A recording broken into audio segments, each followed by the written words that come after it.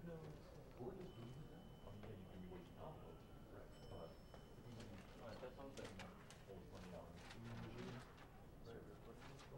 already recorded.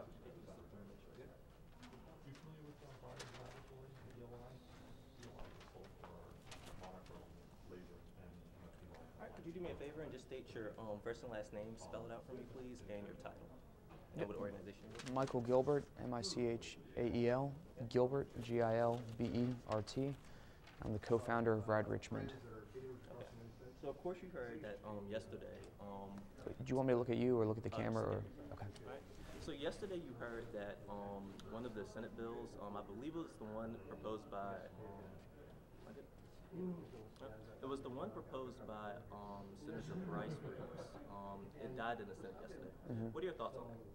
Well, I found that very interesting, because first of all, that's a universal vehicular safety bill. It was amended to say a vehicle shall not follow another vehicle more closely than is reasonable and prudent. So it wasn't specifically cut out for a special interest group. It wasn't specifically for cyclists. Bicycle, cyclists were anywhere in there, and just moved to say, hey, of all users, let's just not, of any vehicles, let's not follow another one more closely than is reasonable or prudent. And it benefited all vehicles. So I'm not really sure why it failed, but I found it very interesting, especially in light of 2015 coming up, that they went ahead and it was killed. Okay, so if that would have passed, how do you think police would have enforced that? Well, the same way they enforce following too closely now with any other motor vehicle. How do they enforce it now? You rear end somebody, you're following them too closely. You rear end a bicycle, you're following too closely.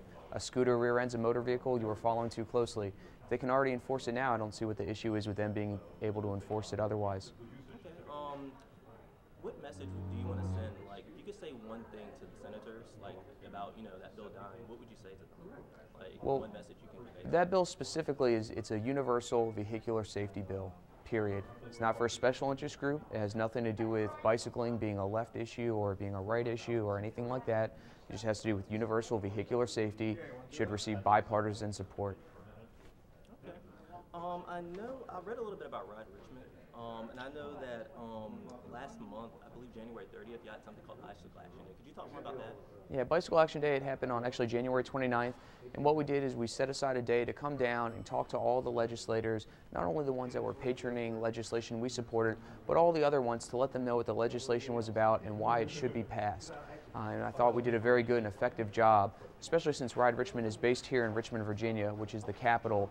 We have very easy access to come down to the General Assembly, and this is something we should have been doing already, and I think we're going to continue doing it in the future. Okay. What part did you all play in trying to get those bills passed legislation? Did y'all have any connection to Senator Chad Peterson? I know he proposed the bill, or any connection to Bryce Reeves? We worked very closely with Chet Peterson's political director, Alex Parker, to get that bill introduced. And although we didn't directly work on the Ride Richmond side of the house with Bryce Reeves, the organization, another organization I'm on the board of directors for, Virginia Bicycling Federation, did work with Bryce Reeves, Alfonso Lopez, and Delegate Keem as well, because they patron similar bills to the following too closely. Okay, so what's the next step for you guys? Now that we've had two of those bills already out, what are y'all going to do? Well, essentially all the bicycling legislation for the 2013 session is dead. There's nothing else that can come out of it. So we have to look forward to 2014, get some lessons learned. This was our first Bicycle Action Day this year, so we're going to keep building on that and make it even better and improve it next year. And also work on getting statewide legislative action alerts out. A lot of people, yeah, we're from Richmond, we can talk to a lot of delegates, but they're really interested in hearing what their constituents have to say, not just from a group of Richmonders. So getting some statewide action alerts out, and for constituents in their districts to ask them and to get in touch with their legislators to support or to patron that type of legislation is something else we need to work on and improve. Anything else you want to say? No. All right, thank you, I appreciate it. Cool, thanks. That was quick and easy.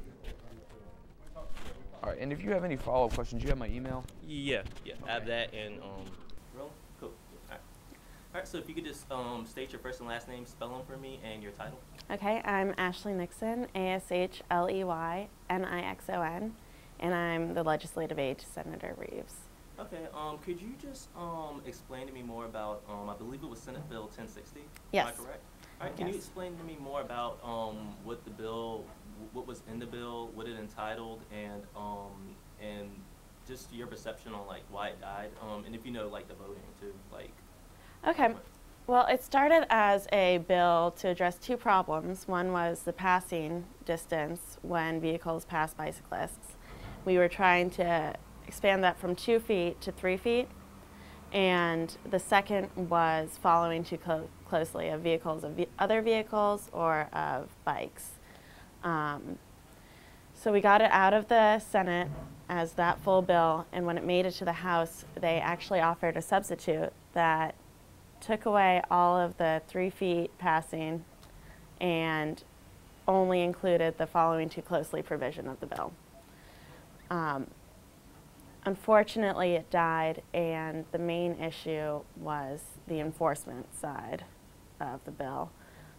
We saw it as a way for policemen to ticket for more than just reckless driving and to have a more specific charge. However, other people said that it may be too hard to enforce a bill that relies much more on common sense than specific distances, which is how the bill came out of the House. Okay. How would police enforce that? Like, how do you think they would? Do you think it would be something that, like, do a lot of people, from what you know, do a lot of people get pulled over for tailgating bikes? Because I've never really seen that happen myself. Our issue was there have been 11 fatalities in Virginia over the past several years from bicyclists being hit from behind by another vehicle.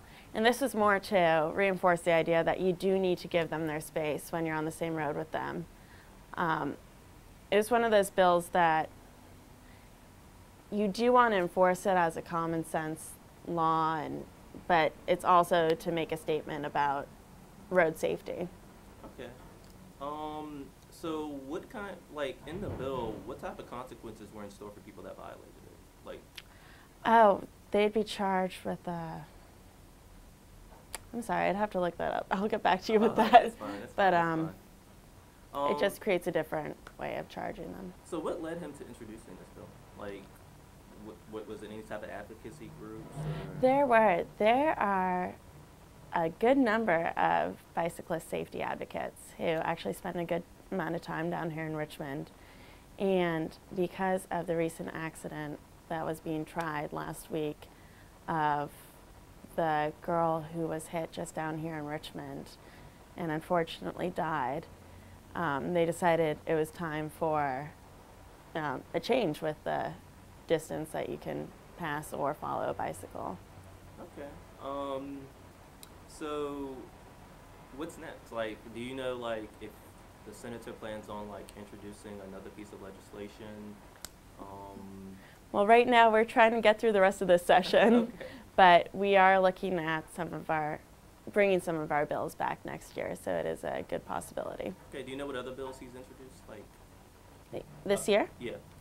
Yes, we have a parental rights bill that reinforces the parents' fundamental right to raise their children the way they want to, and we have a bill that keeps people from using their TANF, temporary assistance for needy families, money on such things as alcohol, cigarettes, gambling. And we have 29 bills that we introduced, and 19 of them have actually made it over to the House. Right now we're looking at 12 that have passed both chambers. Okay, so Bill 1060, like, has Yes. that passed? I know it died in it was the Senate. It died in the House. In the House, okay. Yes. Did it pass the Senate? Yes. Okay, so if it would have passed the House, then it would have became law. It would have gone to the governor's office, and if he had signed it, then it would have become law. Okay. All right. Yeah. Thanks again. Yeah. No, thank you. So far, all three bills have died in the Senate, but Reeves and other lawmakers plan to introduce similar legislation next year. Kyrie Stewart, VCU News.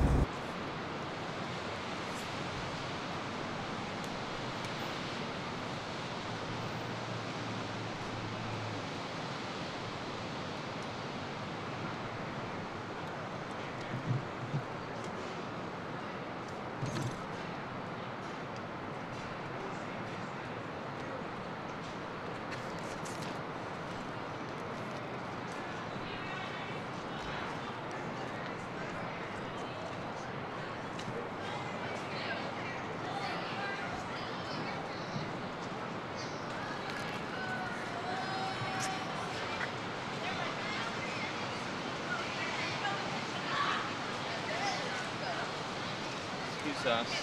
Oh, you're fine.